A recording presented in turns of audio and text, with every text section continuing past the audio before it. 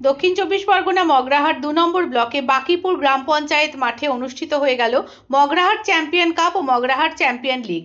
১৯৯৭ সাল থেকে এই চ্যাম্পিয়ন কাপ শুরু হয়। গত ২ সপ্তাহ ধরে আজ খেলার সমাপ্তি হলো। ২৯ বছরে সবচেয়ে বেশি ক্রিকেট চ্যাম্পিয়ন হয় মাহিতলাব নবারুণ সংঘ। বিগত ২৮ বছর অতিক্রম করে ২৯ বছরে পা রাখল এই মগরাহাট বাকিপুর সবুজ সংঘ চ্যাম্পিয়ন কাপ। উত্তর বিলন্দপুর রাইজিং স্টার ২০৬ রান করেন, মোল্লারচক নিউ স্টার ১৯৮ রান, ৩ বল বাকি।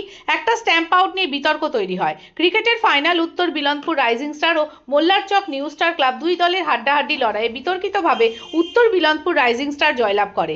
ফুটবলে গোকর্ণী বনাম লক্ষ্মীকান্তপুর হাড্ডাহাড্ডি লড়াইয়ে ৩ গোলে গোকর্ণী জয়লাভ করে। সবুজ সংঘের সম্পাদক সুজাউদ্দিন শেখ, সহ সম্পাদক আব্দুর রহিম শেখ, গেম সেক্রেটারি শহীদ শেখ ছাড়াও কমিটির কর্মকর্তারা পরিশ্রম করে এই খেলা সুষ্ঠুভাবে সমাপ্ত করেন।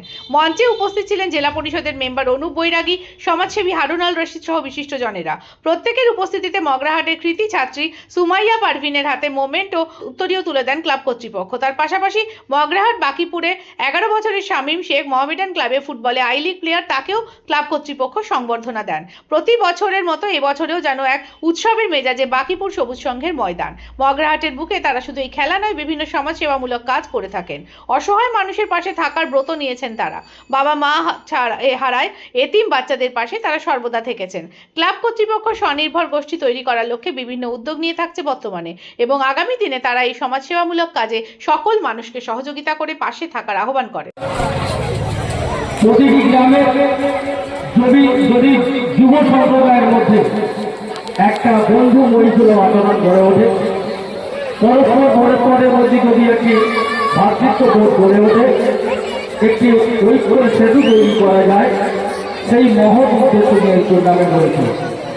এই টুর্নামেন্ট শুধুমাত্র আসবো, খেলে চলে যাব আর কিছু টাকা বা ট্রফি নিয়ে চলে যাবো, এই টুর্নামেন্ট সেই টুর্নামেন্ট নয়।